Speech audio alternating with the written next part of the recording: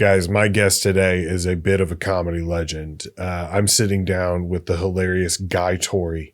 He is the creator of the Phat Tuesdays show, which started at the Comedy Store in LA back in the 90s and ran for several years. It was one of the first ever all-black comedy shows to be allowed at the Comedy Store. He's taken it nationally, and he's bringing it back starting in St. Louis next week, December 12th, Tuesday at 8 o'clock. Make sure you get there. Afterwards, he's going to be doing a live Q&A. You can see him in American History X, 25 to Life, Don't Say a Word, Pearl Harbor. He was on a couple episodes of Martin, which he also co-wrote. You should also check out the documentary called Phat Tuesday. It's on Amazon, 3 episodes, about an hour long each. And man, if you love comedy, it's definitely one to check out. But we sat down for about an hour and we had a great time. He's a great guy and I can't wait to have him back again. Enjoy the episode.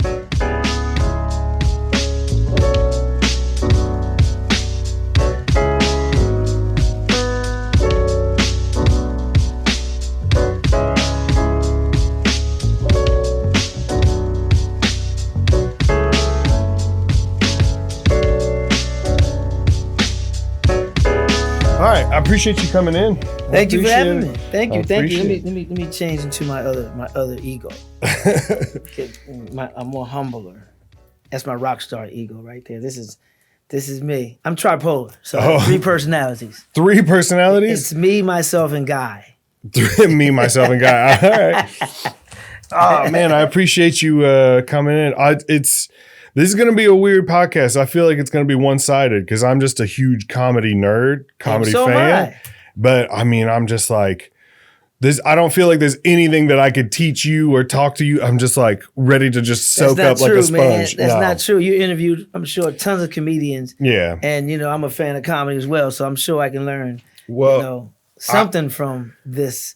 Because even if you don't say anything that I learn, it may spark something in me, a realization, which takes me to a whole new learning level. So yeah. Well, I'm from Cape Girardeau, born and raised. So the Cape. I heard something and I wanted to see if it's true, if you can confirm it. But that Phat Tuesday was not your original shows that you started. It started in the dorms at SEMO. Is that true? It is. You were putting on. Do you have like a best show that you did at SEMO that stands out? First of all, let's talk about Cape Girardeau. I smile because I went to SEMO. I'm actually banned from Cape Girardeau. I can't come within 100 miles of Cape Girardeau, Missouri. I don't know why you want to. I know, right? Yeah. Outside of going to school there. Oh, no. But so that's funny at all. My first comedy show I've ever seen in my life live was Cape Girardeau. It was SEMO Student Center, and it was Henry Cho. Oh, yeah, Tennessee. And I've never met Henry Cho. Mm-hmm. All these years later, I've been in the game for like 31 years now, I've never come across Henry Cho to say, man, my first live comedy show. Because when colleges have those comedians come in, they got booked through NACA, the National Convention for Comics or Entertainment for Colleges. And I've never met Henry Cho.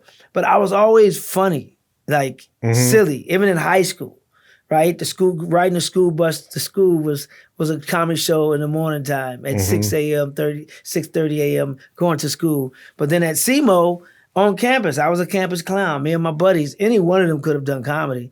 But in the student center, I used to skip class and we sit in the student center and it had this big window that people would walk past. You had to walk past this window to get into the building. So we would sit there front and center and just clown and joke on everybody who walked across that window. And after a while, once they got in, and then in the days after, they knew what was going on, they would run by the window because they knew we would talk about it. Or they'd come to the window and So it became a show. And the thing about it was every day, Monday through Friday, around 12:30, 1 o'clock, the crowd got bigger and bigger, and it became a comedy show, basically. Just with us not even knowing. I didn't even kind of know what stand-up was at that point until after I saw Henry Cho.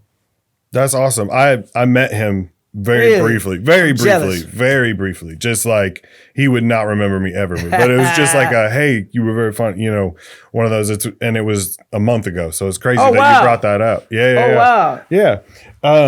But I love the fact that you started out doing comedy shows in your dorm and that you're doing it at school. Did you ever do that thing? I did this in high school where like I'd stay up at night and lay in bed and try to think of, I didn't realize I was coming up with bits, but I was like, maybe tomorrow I can work this into a conversation. And then I got some, and then mine was more spontaneous. And these comedy shows in the dorm weren't really shows. It was just me and my buddies sneaking alcohol on campus into our rooms and just talking about each other's mama. That's basically what it was. It wasn't like, I want to do stand-up. Like I said, until Henry Cho, I actually didn't know what stand-up was, to be honest. I knew who Richard Pryor was, but I didn't put the connection to, that's that. Oh, that's what this is. I didn't then. So they were just joning sessions, as we call them, in the hood. Yeah. Dozens. Yeah. Yeah.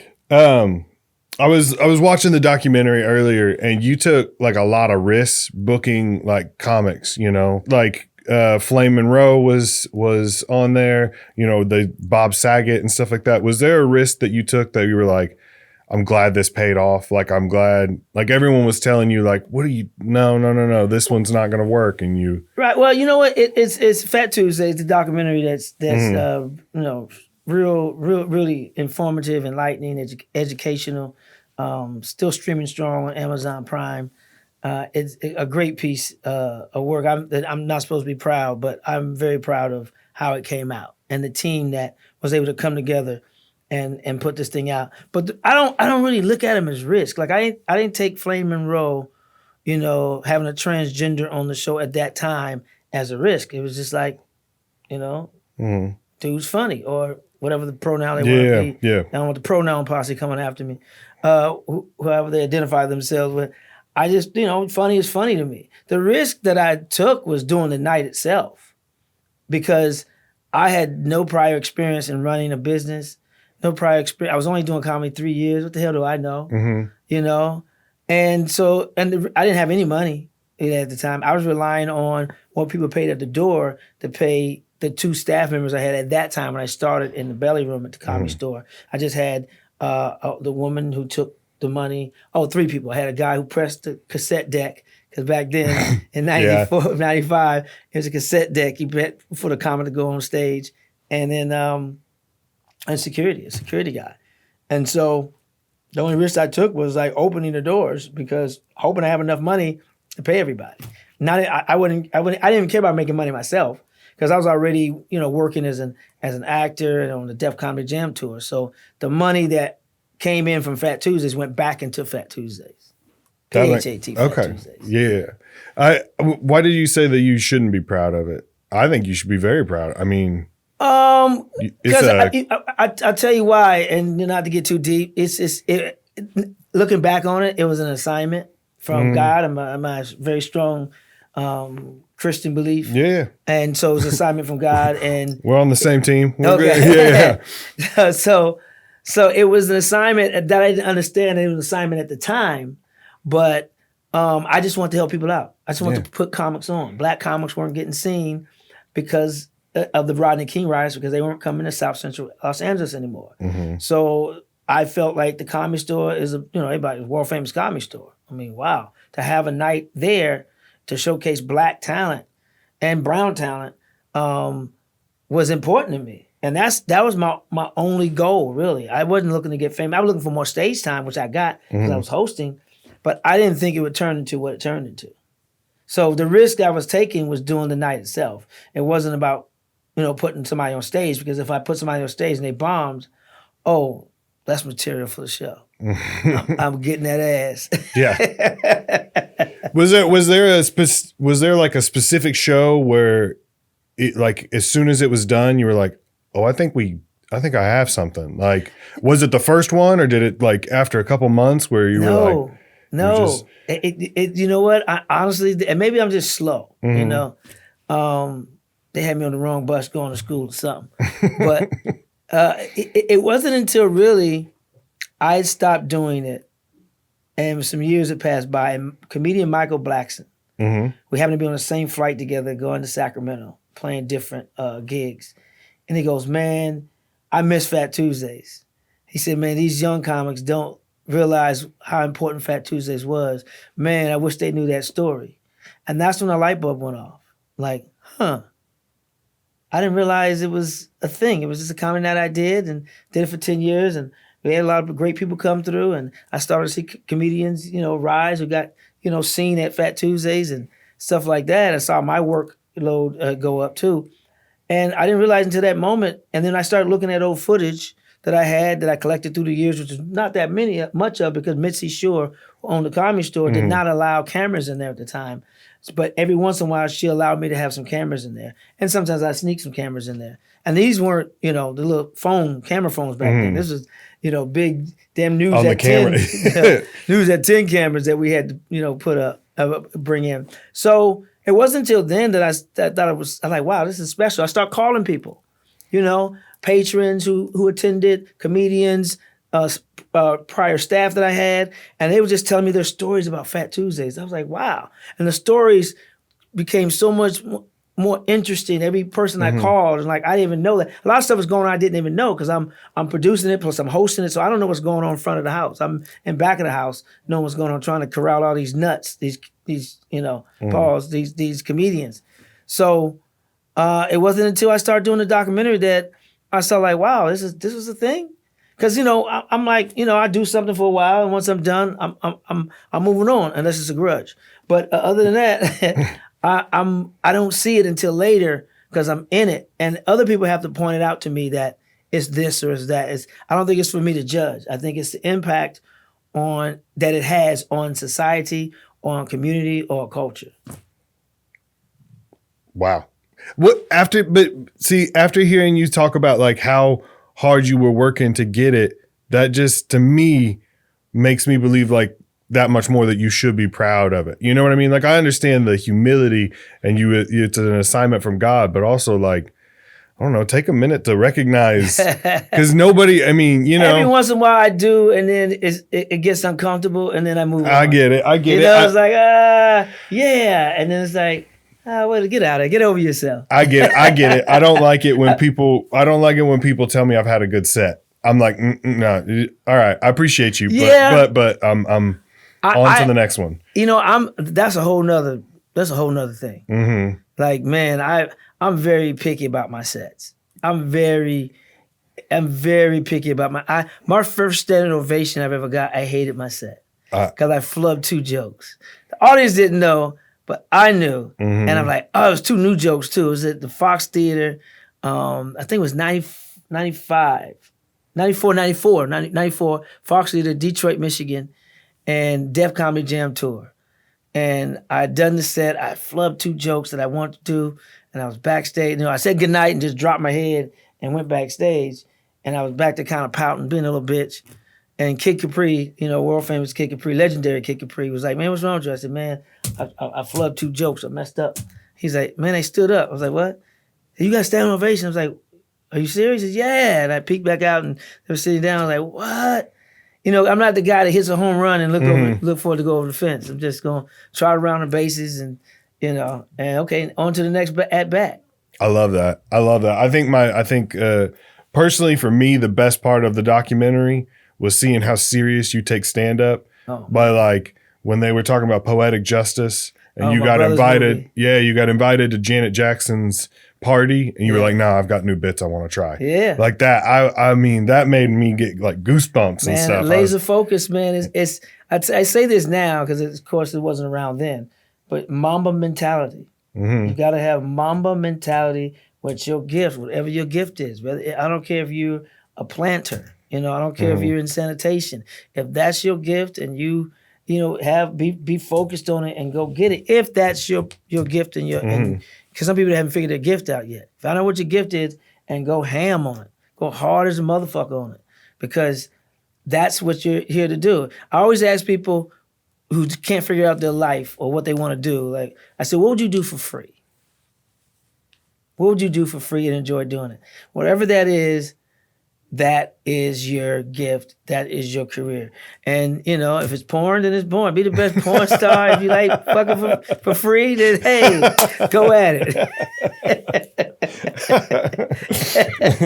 I like that. I like that. I like to fuck. Oh, we'll do porn. Yeah. There you go. Yeah. I like that. Do you remember like a particular lineup for a show that you were like, this is the best lineup I've ever put together? I mean, that's got to be hard to narrow it down, but was there one that stands out as like, man, I really outdid myself this time? In the early beginnings, you know, I put together the lineups. Mm-hmm. And then when my college, you know, buddy, you know, Terrence Reynolds from St. Louis moved to Los Angeles, I trained him how to book the room because I felt like with me doing it, conflict of interest. And I was just too busy. I was still acting, you know, at one point I was still doing radio, you know, morning radio in St. Louis, but from LA. I was just doing too much. So I trained him. I came up with this system to how to book comics, a foolproof system. We would list every comics in LA and every comic that would travel to LA. We put numbers by them, 1 through 5. Like who's an opener, who's a good 2 spot, who's a good 3 spot, who's a good closer, and 5, who's like a big name closer. So we put these certain combinations together. Like you can't put 4 ones on a show. Mm-hmm. You got a terrible open mic. You can't put, maybe 2 2s, a 3, and a 4. You know, so we put these number combinations together, and so we put these numbers by somebody's name. So it's like, okay, just make sure you look at this number and the name and book the lineup that way. Because I hated seeing like shows where similar comics are on the show. Mm-hmm. You got 2 or 3 guys that do impressions. Mm-hmm. You only want one of those guys or females that do that. You know, I always try to have at least one female on every show. Mm-hmm. And you know, you don't want to have a whole show of political comedians. Or 3 guys that do one-liners back to back. Right. It's like that. Style make fights, style makes comedy shows. Mm-hmm. And because the room is full of people who like different styles of comedy. You know, you don't want too many physical comics on the same show. You're going to tire your audiences out. Mm-hmm. So you got to have something for the mind, something for the eyes, something for, you know, the belly, the belly laughs. You got to have something for everybody. So booking a show has to be very strategic. So there wasn't a lineup that I put together that was like, yeah, because Terrence put most of those lineups together. Mm-hmm. But as I stopped doing Phat Tuesdays and did the bigger Phat Tuesdays, then I was more involved in those lineups, you know. I did it bigger, badder, fatter. At a bigger venue. Bigger, badder, fatter. I like that. I like that. That's a good one.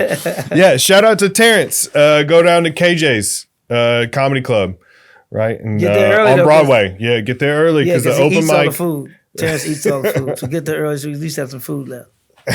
But you can ready to say something. I cut you off. I'm sorry. No. Open mic, you was going to say about KJ's. Oh, open mic Wednesdays at 6:30. Before the Grown Folks comedy show starts at 8:30 every Wednesday. Go down and check them out. Check out the local talent. A lot of funny local talent down there. Mm-hmm. That's my favorite part. Wednesday.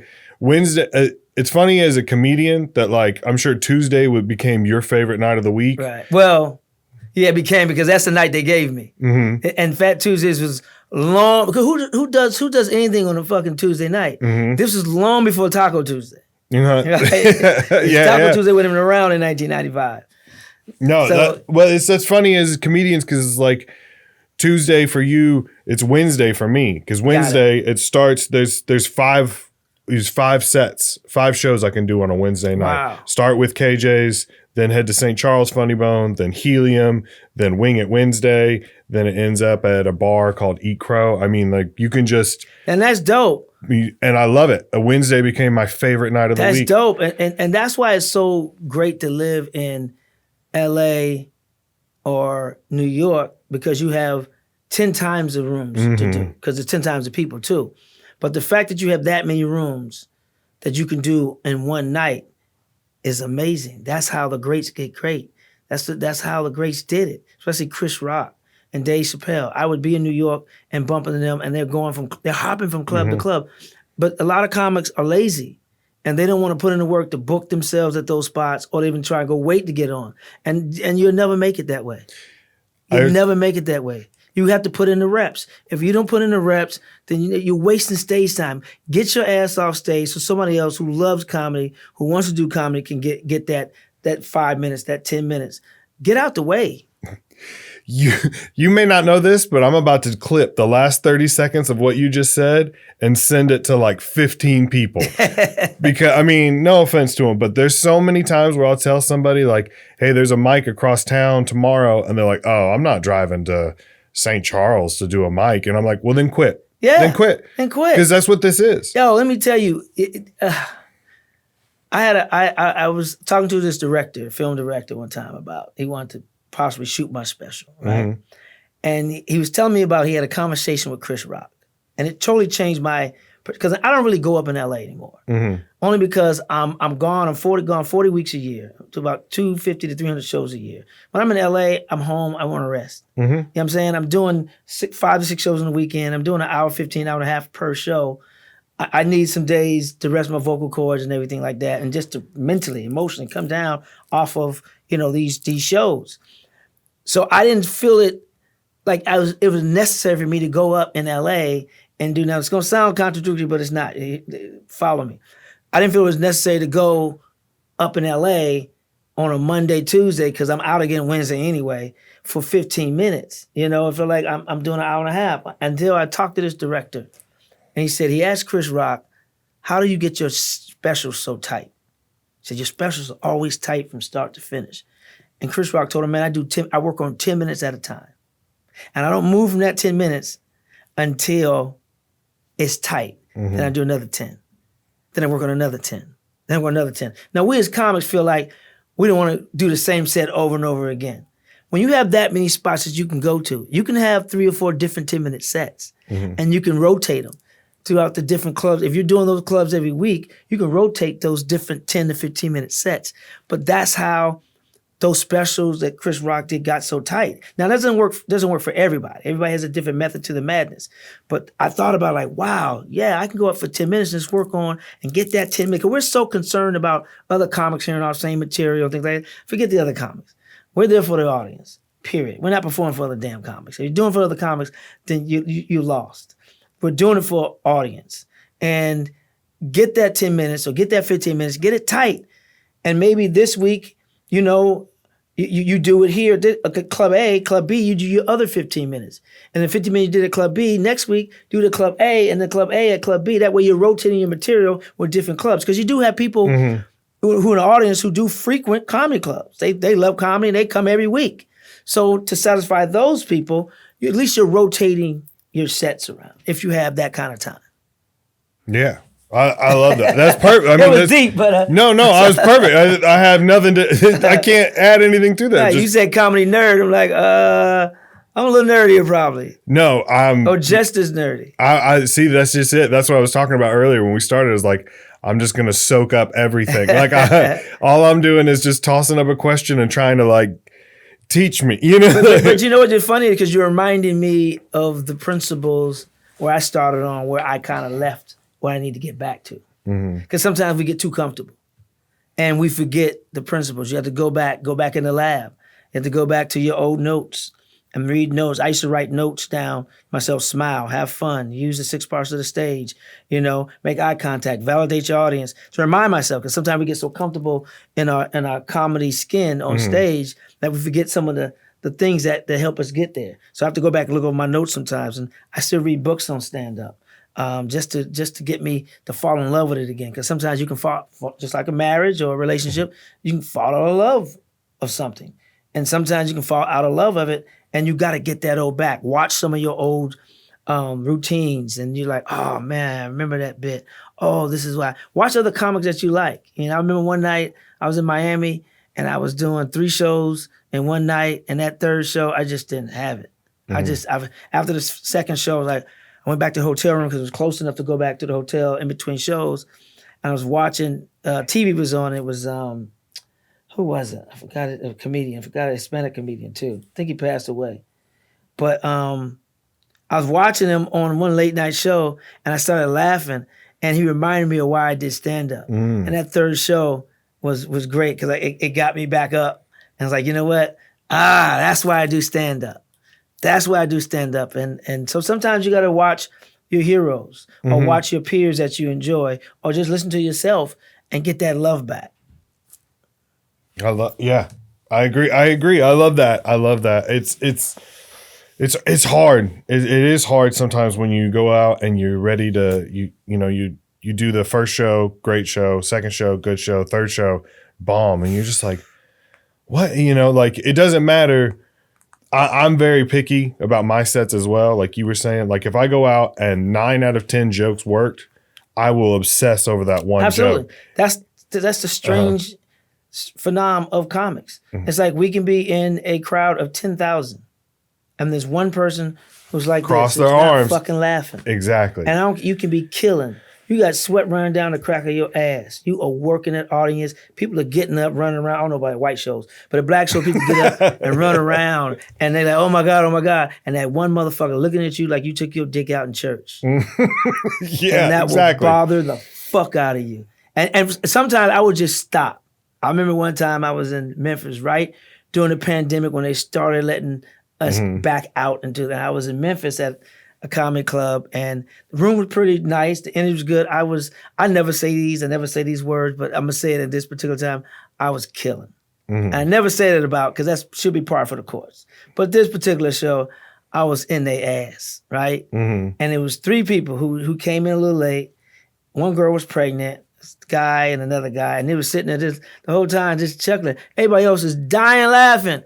And I was maybe like 40 minutes in. I just stopped and said, what the fuck is wrong with y'all? I said, I'm up here putting on a hell of a show. I flew from LA to Memphis in COVID and with Max and people coughing and all around me. I come in here just to do this show and you motherfuckers just sitting there looking at me, just chuckling. Ha, ha. And the girl was pregnant. And I was like, look, you know what? I hope you have a little mean ass baby. I said, man, if that's your girl, I'm gonna tell you right now, y'all ain't gonna make it, man. Just walk away now. I don't care if you're a deadbeat dad right now. Walk away from that look. The child probably gonna come out crying. Wah, wah, wah, wah. Fuck that. Fuck y'all. I just snapped. And they started laughing more then because they saw it wasn't serious. And the crowd laughed even more. And it was just like, man, cause I was literally sweating my ass off that show. I mean, I was sweating down my ass, my back, my everything. And they were just sitting there, Oh, man, that burned me the fuck up, man. I fucking went loco. But they ended up coming around and ended up being a good show. But that's how strange we are as comedians, man. We the real ones, not the fugazis. I live 2 hours south of here. And so there's a night, I'll go out, do sets. I will obsess over that one joke. Yeah. And for 100 miles, I'll just be driving and just listening to that one 15-second bit just over and over again, just trying to like, why didn't this work? It's so many levels. First of all, every audience is different. There's no two it's like snowflakes. There's no 2 snowflakes alike. I'm not talking about white people either. There's no 2 snowflakes alike. There's no 2 sets alike. You can do exact same set, but there's a different audience, but different energy. Same jokes. And it's just every show is unique. And sometimes on that third show or that second show, we're really tired. We don't put 100% into that bit that we did the first show or the second show. We're melding it in. I find out when a lot of my jokes don't work, I meld it in. I'm just on autopilot. Muscle memory telling that joke. You don't really live that joke. You didn't get inside that joke. You didn't live that joke, and you didn't tell it the way you did the first 2 shows. That's why sometimes it's good to video record your sets, because you can go back and look at it and see maybe it was a certain facial expression or body movement you did the other 2 shows with that same joke, and you didn't do it this time. The pause was a little longer. The pause was off. The body language. The pregnant pause was too big. Or the timing, your timing was off. Your aura was off. You just weren't there. You weren't there. You weren't present. You were on stage telling jokes, but you weren't present. You just was running through setups, running through punchlines, trying to get through with the set. And that's not gonna fucking work. You almost have to be precise every time, or at least tell it like it's brand new every time. Even if you told the jokes for 10 years, you got to tell that motherfucker like it's the first time every time because the audience deserves that. Mm-hmm. Fuck how many shows you did already. It's the first time for them. First time for them. Yeah. And you got to, it's like, so you got to treat every audience like your first piece. I'm assuming you like pussy. Yeah. So I mean, if you like whatever you like, your first piece of ass, pussy, whatever you like, it's your first time with that woman you want to like bang. Every audience got to be bangable. First time bangable. And you gotta look at them with their clothes off. This is getting freaky. It's crazy right now. But anyway, you gotta take the advantage. You know, they tell you when you go to an audition, picture the people naked, and it makes you more comfortable. So just picture the women naked or whatever you're into, naked, and then boom, and go do your set like it's the first time. I like that. Every audience is bangable. Every audience is bangable. Some are cute, some ain't. But you know what's funny? You say that because I had a point earlier. I have more fun at shows that are smaller audience than I do the bigger ones sometimes.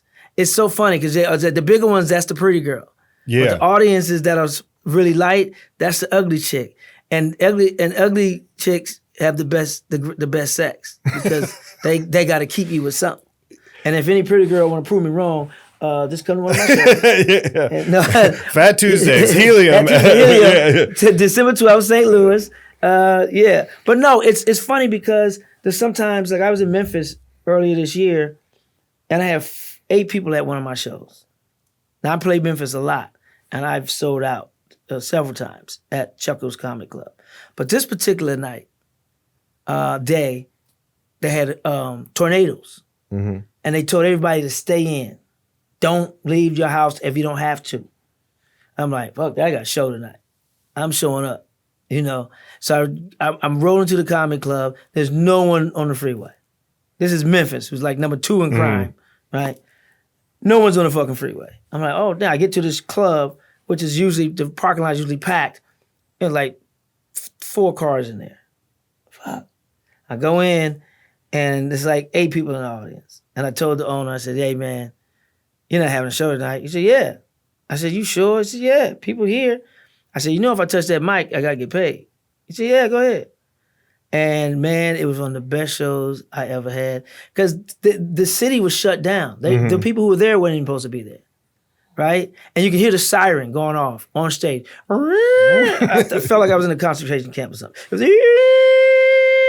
It was scary. I was scared. It was like the apocalypse. I was like, what the heck?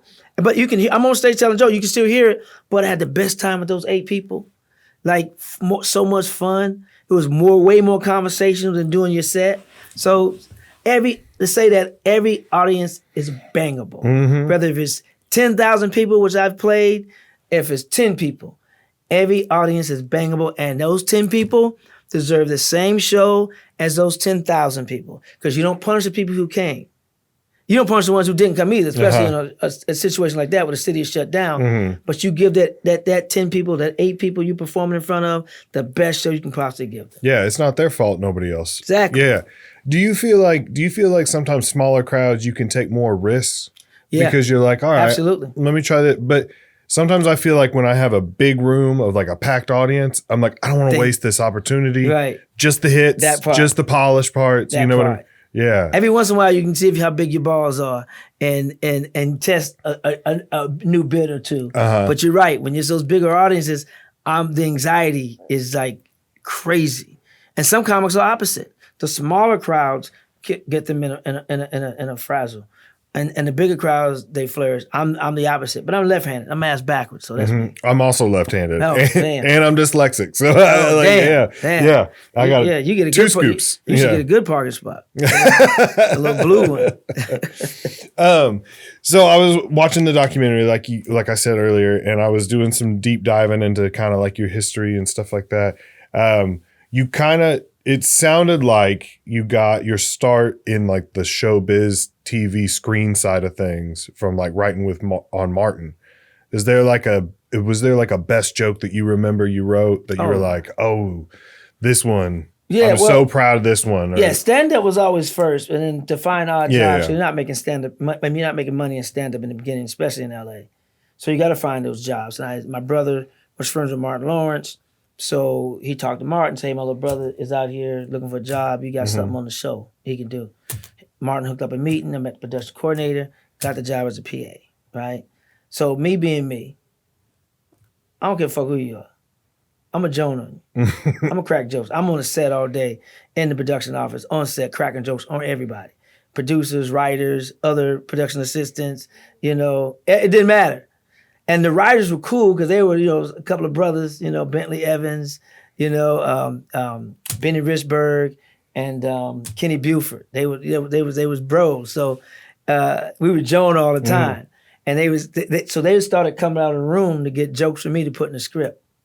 Because, when you're in those writers' rooms, it's like 13 of you guys, and you're pitching all season, man. You're running out of shit to say, So they used to come out. They came out around. I think the first one that I pitched was, I told them, we need a joke for Martin on Pam about her breath. I said, well, tell her your breath smell like train smoke. I don't know what this. And I got that from my brother-in-law, to be honest, who we used to joan, and he said that, and I was like, and it made the script. Ricky McWoods, shout out to Ricky McWoods. But and that's the first one that, boom, that made it on TV. And then there was other ones, the episode when that I pitched was Brother Man, who used to come through the window, and Martin's CD player came up missing. And it was like right after the Tina Turner movie had come out. It was like, oh, Tina Turner, the greatest hits. So it was a few of them that made the script after just joning sessions, or they would just come out and did a joke from it. That's awesome. I love that. I love it when you give someone a tag or something like that. Now I'm not a writer. I've never been. But you're I'm stand up down here, but sometimes you ain't down there. You're where you are, man. Yeah, there is no down here, up here. You're where you are. I'm on my way. I like to tell that to people. You're there. Yeah, you're there. On my way in my ass. That's a cop out to say, well, I'm trying. No, fuck that. You're there. And there's just more growth that's going to come. You're going to never stop growing. You're going to never stop getting better if you work at it. So, you're there. You ain't on your fucking way. You got a fucking podcast, professional setup and everything. You're there. Claim that shit. Own it. Walk in it. But give the glory to, to God. Don't take it for yourself. Yeah. You're there, man. I appreciate that, man. It's not every day you hear something you're going to remember forever. You know what I mean? Hey, man, we all sponges, man. We learn from each other, bro. As Christians, we're servants. So, pay it forward. That's all I ask. Pay it forward. When the next young comic, you can impart some wisdom on, hey, man, it's free. That's awesome. Man, I appreciate that. I appreciate it. I'm not going to keep you too much longer. We're almost at an hour, but I wanted to ask you a couple. Damn, that was quick. Yeah. We're closing in on like 40 minutes. Got it. So, and I know you guys got somewhere to be, but I wanted to ask you a couple the best questions. So, let's get into that. Yeah. I've snuck a couple of them in there just to keep it with the theme, but okay. But now, so best St. Louis food: gooey butter cake, toasted ravioli, barbecue pork steak, not pork chop, pork steak, or the waffle cone for ice cream. I never got into toasted ravioli. I know it's a St. Louis thing, South St. Louis. I never got into that. The gooey butter cake, I don't think I've ever had. What else did you say? You said the barbecue pork steak. Barbecue pork steak. Yeah. I don't know if I even had a barbecue pork steak. I had barbecue before, but not the pork steak. Yo, you got it's native. It's like St. Louis only. I gotta go. Maybe I'll go today. Yeah, go find. What's the best place to get it from? Let me throw it back. Let me throw the ball back in your court. Where can I get a barbecue pork steak? Barbecue pork steak. I would go to Salt and Smoke. There's a barbecue place right up here. I don't know. Terrence might know a good Terrence place. is a big guy, so I know all the food spots and the menus and the manager's number and their hours and their prices. You were talking about how it's like, I don't care who you are, I'm going to joan on you. Before I left the house today, I was like, babe, do I look? I was like, come on, like, go give me a once over. Like, I don't want to get flamed on my own. Very J. Crew-ish. I mean, could be worse, I like J. Crew. Yeah. I like J. Crew. Yeah. But so back on the food. Could be LL spots. Bean, you know? It could be. You could have told me. Yeah. You look more like Brawny from the paper towels, but Yeah. but Hey, I'll take that as well. That's all right. But the food, I mean, I got to pass on that one because Yeah. I didn't have an experience that much of any of those things to say so. Mm-hmm. Now, if you said IMOS Pizza, best in the world. Italy, New York, Chicago. Nope, IMOS Pizza for me. I can't do it. Oh, I can't do it. As a kid, so look, everybody can't be perfect. I know. As a kid growing up in Cape, the big treat was to come to St. Louis. We would do it like once every 3 months. And we were up here, we would get emos every time. And then the more I traveled, the more I was like, oh, There's gotta be other pizza out there. my childhood is a lie. Like, I thought emos was the best it could is. get. I've traveled. I still love emos. Oh man, you are more loyal than I am. I guess. But I'm OCD too. I like when I'm brand loyal. Okay. All I wear is Adidas. That's it. I got friends who work for Nike and other. They try to give me stuff. I don't take it, or I give it to the homeless. I volunteer with the homeless in LA on Skid Row, so I'll take it to the homeless. But Adidas for me. So I'm OCD. So maybe that's my palate is OCD too. Is the only pizza I actually love. I have other pizza, but I actually love is IMOS pizza. Is it what is it about emos? Is just what you grew? Not familiar? A lot of crust. I don't like a lot of crust. I don't need those carbs. I don't like a lot of crust, and I like the sauce. Their Caesar salad dressing is bomb. I get it just by alone, and I just like IMOS pizza. I like the thin crust. I like the sauce. It's just. If you like emos, let me suggest Fortel's. There's a place in St. Louis called Fortel's. Okay. It's the same style. It's thin, square pieces. Okay, I like the square pieces too. And I think personally, it's better. But okay, I mean, to each their own, you know. Best St. Louis sports team. Cardinals, Blues, the city soccer team. And I still claim the Rams. I mean, I don't know about you. I'm a Ram fan. Yeah. I went to the Super Bowl. I went to the last 2 Super Bowls the Rams were in, actually, in Atlanta and, of course, in my hometown of LA. Well, my new hometown of LA. I would have to say I love the Cardinals. Grew up on the Cardinals. Ozzie Smith would be at Phat Tuesdays, December 12th at Helium. So big Ozzie Smith fan. Ozzie came to my wedding when I got married here. I'm not married anymore, but Ozzie was at my wedding. So I'm a big Cardinal fan. Ozzie Smith, of course, being my favorite Cardinal of all time, and Willie McGee. I would say I went to the Blues. I love the Blues. I went to the Stanley Cup in Boston when we won it. I would say, and the St. Louis City did amazing this year. Oh my God! Yeah, and you forgot the Battlehawks. I did forget the Battlehawks. Forgot the Battlehawks. They actually their office used to be right behind that wall. Really? Yeah, they like, treated FSU like they treated the battle. They treated Florida State in the college playoff like they did the Battlehawks. Like Battlehawks should have been there. I know. But anyway, I would say the Cardinals is my favorite one, and the Rams, because now that because of the phone call I made and had the Rams move back out to LA. Rams. The Rams moved to LA for Phat Tuesday. They're like, hey, we want to be closer to the show. Call, man, and Jerry Jones got the stadium built. Yeah. Well, could you make a phone call and bring back TWA or some of the other? Hey man, well, it's now not even American really. It's really US Airways bought. Well, American bought TWA, and then US Airways bought American. So that's what I'm loyal to. I'm loyal to American Airlines as well. I get you. Yeah, because of TWA. Yes, because of TWA, the Edward Jones Dome, all of that. I miss the old St. Louis. I do. I miss it. I do. I understand. My kids are making fun of me. I never thought I'd be that old guy that was like, man, I miss the old days. But now I miss the 90s. See, the 90s was my favorite era because, especially for being black, it was black sitcoms and a lot of black movies. Black fashion sprouted up. Black publications as far as magazines. The and Def Comedy Jam. Black comedy really was the way it is now was born by Def Comedy Jam. Bam, burst on the scene with that. So the 90s is my favorite era. The Clintons, and then so that's my favorite era.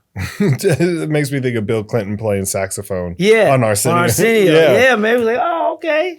Yeah. 90s, baby. I do miss the 90s. Of course, I was born in 90, so Wow. yeah. I was born. I won't tell my age. It's all right.